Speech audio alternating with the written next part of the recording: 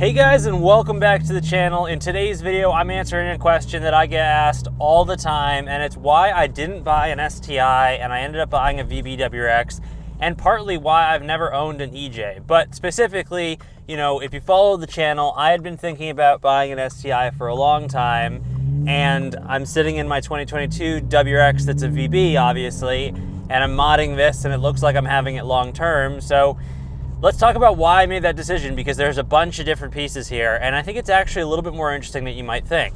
And I promise, again, guys, this might feel like an educational video, but the reality is we're going to be talking about a lot of the differences between the STI and the VB WRX, and why one might choose the VB, and why the STI doesn't really make sense anymore relative to the rest of the cars that you can buy on the market. So I've always known that, you know, I'm always gonna have a Subaru on this channel, but I've always known that I want something faster someday. And a couple ways of achieving that is either building a vehicle or just buying something faster. And during the entire process, as these cars have gotten more and more expensive, they're getting closer and closer to faster vehicles, just faster out of the gate vehicles that are still very much sports cars that you can have a lot of fun with, have a huge aftermarket community, and tuning potential. What am I talking about? I'm talking about, for me specifically right now, the Toyota Supra. And I don't want it to get lost. Eventually I will get a Supra on this channel. That doesn't mean there's not gonna be any more Subaru content. I'm very much gonna continue the Subaru content. I have a really cool plan for the channel that I'll tell you guys about later in this video that will give you a really good roadmap of what the next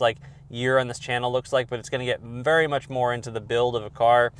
With that said, I've realized that I can benchmark my process when I was looking for the next Subaru for the channel, that for about $48,000, I can get a car that this platform really just can't keep up with in any state, tuned, whatever it is. The only thing that has a positive over the Supra is that this thing has 4 doors and the fact that it's all-wheel drive. But in reality, when you're buying a sports car and you're buying it for this reason, it's because it has all-wheel drive. Now that is something that I very much highly value for the reason that I live in Boston. There's lots of snow, but also because you can put power down in turns, and that's just incredibly fun to drive with. And that's actually one of the downsides of the Supra, is it just can't compete in grip in any way. But let me get back into the process. So when I was looking for this vehicle and I was really thinking about the STI, a couple things were happening. I knew for $48,000 I could reach my speed goals and have the car that I really wanted from a performance perspective. I knew that an STI was going to cost me about $40,000, and I pretty much knew what I could do with the STI. And I realized that the STI was close enough to that $48,000 that it just didn't make sense not to just go with the Supra if I was going that far.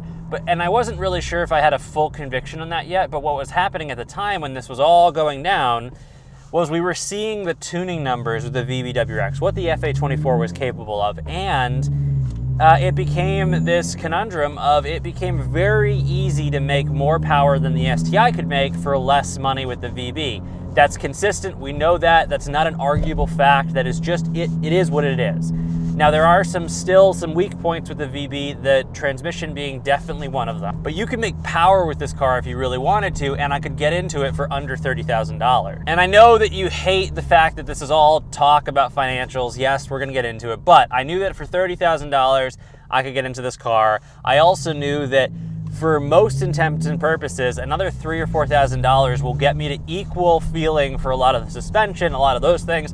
Yeah, sure, I lose some of the diff, I lose some of that stuff, but in reality, from a day-to-day driving perspective, because I'm not actually tracking this car, I realized that, you know, at $35,000, I'm beating the STI, and then I have the same power potential, if not a little bit more, with the VB, as long as I'm not doing forged internals, which at that point I've realized these cars are getting expensive enough that you might as well just go with the Supra, because you can then do the same tuning process with the Supra and make literally double the power output, without having to do forged internals. It's insane. So all of that came together, and I said to myself, what I'm gonna do is I'm gonna slowly build a VB WRX, because it's cheaper to get into, I can do more with the car faster, and I'm going to get to the point where then I add a Supra to the channel.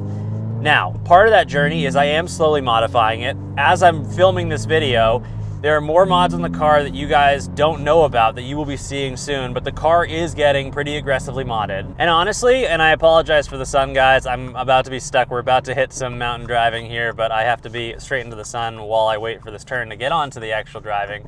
But you know, I'm just having fun with the car. You know, honestly, I'm having fun modding a cheaper car. I'm having fun having some money in the bank so I can do some modifications. And I'm also having fun playing the game of modifying a car that I know that I'm going to have for maybe not that much longer, you know, maybe like a year more before I get the Supra.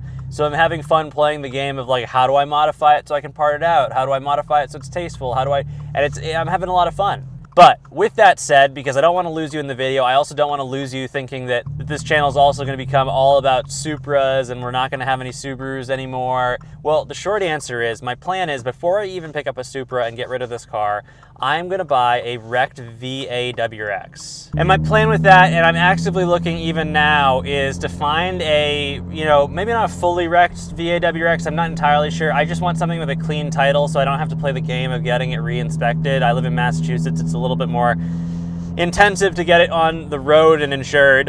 And insurance is legally required here, so there's a piece to go there. But I want to buy a VA WRX that needs enough work that I can just inherently replace it with some really cool stuff and really, like, I mean, tear it apart, wide body, you know, something that like already needs the fenders taken out. You know, maybe it has like a blown motor where I just need to put an IAG block in. You know, that's the kind of project that I'm looking to bring onto the channel, because I think the next step for the channel and just for like my Subaru journey is to take on a build that intensive while also having like the sports car that I want and stuff, but have a project where like maybe every other video is like a full-on garage work on a car that isn't even running type of video to build it, like full build. So with all that said, I know that we've tangented entirely in this video. If you watched this far through, first, can you please let me know in the comment section below that you did? But more importantly, would you like to see me build a wrecked VA WRX? I need your feedback here, guys, because this is going to be critical in what I choose to do. I want to know that that's something that's interesting for you guys. If it is, please let me know in the comment section below. And that is something that I probably will do for this channel. I mean, very, very likely, but I just want to get some community feedback. And ultimately, that's why I chose the VA WRX. That's why I chose the VB WRX, because all the plans that I intend on the channel. And I know this channel doesn't move as fast as everybody else on YouTube. I've got a bunch of other things going on. I run businesses, you know, I'm doing a house reno. At some point we will speed up. I know that I can't do builds like other people. Like one of the people that I like, that I've followed since they've been, you know, in conception, is like Smedia. Fantastic channel. I'd like to do more like what he does. I just am so busy right now that I need to find the time to do it. And part of being able to have the wrecked car is being able to make that like an official project. Like I just need it to be like an official project, let's say, you know, like that kind of thing. I need to be able to carve the time out in my schedule.